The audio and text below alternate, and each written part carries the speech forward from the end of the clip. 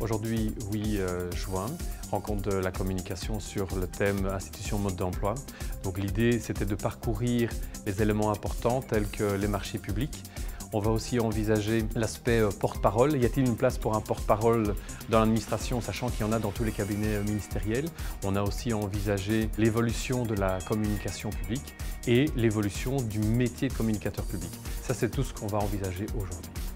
Avant d'entamer l'application de la réglementation marché public est une chose, c'est de définir clairement et précisément le besoin. La formule qu'il faut retenir, bonne définition du programme de besoin, un bon cahier spécial des charges, une bonne passation du marché public, une bonne exécution, avec comme résultat, en principe, on reste dans son enveloppe budgétaire. Une fois qu'on connaît bien votre besoin, qu'on connaît votre objectif dans le cadre de la réalisation de votre marché public, il y a différentes solutions qui sont possibles. Et on peut alors à ce moment-là vous conseiller une bonne solution ou plusieurs solutions et à vous alors d'apprécier l'opportunité, quelle est la solution ou quelles seraient les solutions que vous adopteriez pour concrétiser votre marché public. On est en train de révolutionner la relation entre l'habitant et l'information publique et la relation entre l'habitant et les élus locaux. Ce qui est vraiment très révolutionnaire, qui ouvre à la fois un champ de liberté énorme pour les habitants et qui donc, du point de vue des collectivités, ouvre aussi des risques. La collectivité publique est prescripteur pour les autres de comportements qui soient des comportements responsables, mais il faut aussi qu'elle soit exemplaire, y compris la communication, et qu'elle rentre dans des systèmes qui sont des systèmes de réflexion, de marché, de communication responsable. Comme tout le monde est à la fois commentateur, prescripteur, éditeur, etc., tout se mélange et du coup, les systèmes de validation sont remis en question. Les systèmes de circulation de l'information sont remis en question. Tout est dans la transversalité et donc forcément en termes de communication, il faut réfléchir. Alors le défi pour l'avenir, c'est justement de relever le gant des réseaux tout en redonnant du sens à la communication publique et donc à la communication de la gouvernance dans ce monde qui est un monde communicationnel qui bruite de partout.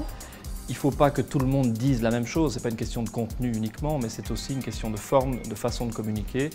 La parole qu'on veut donner à une administration, ça fait partie de son identité et je pense qu'un porte-parole doit jouer son rôle par rapport à la presse pour faire en sorte de donner plus d'identité propre au service public.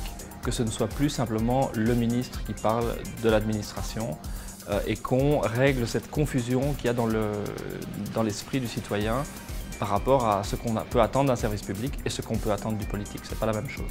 On devrait garder au niveau du service public ce qui concerne le service quotidien permanent au public et laisser aux politiques ce qui le concerne, c'est-à-dire la vision à long terme. Et donc oui, il faut un porte-parole dans une administration, mais qui puisse faire exister cette administration en tant que telle au-delà des polémiques politiques. La communication publique a épousé des techniques du marketing. Pour le marketing, c'est un mode de faire, un mode de raisonnement. Il y a toute la discussion de à qui on s'adresse. Le citoyen usager n'est pas un consommateur et donc il faut avoir en permanence le souci du respect. C'est le débat entre, quand on est communicateur public, est-ce qu'on cible systématiquement, donc est-ce qu'on divise le corps social ou est-ce qu'on est les gens qui vont parler à l'ensemble d'un corps social et ne pas rentrer dans des systèmes qui soient des systèmes de ciblage ou de communautarisme.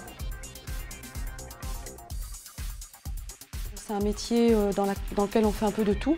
On peut passer de monsieur bricolage à aller monter un stand, le lendemain animer une conférence sur un débat très spécifique, le surlendemain tweeter ou mettre à jour son site internet avec des types d'écriture forcément différents. C'est un peu des défis au quotidien et je dirais que plus globalement le défi aussi c'est de parvenir à faire comprendre qu'on n'est pas seulement fournisseur de services pour des collègues, mais qu'on met aussi en place une véritable stratégie pour mieux positionner qui on est et ce qu'on fait. Je pense qu'on a un métier qui est très très large en termes de mission et on n'a pas toujours l'occasion de pouvoir partager et d'échanger nos expériences du quotidien.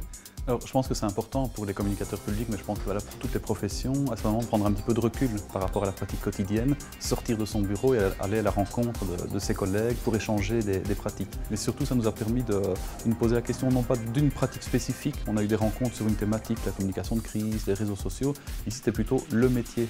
Et on réfléchit rarement à ce qu'est son métier. On le vit au quotidien, on pense qu'il y a des aspects très précis, mais pas de manière globale, qu'est-ce que mon métier est devenu.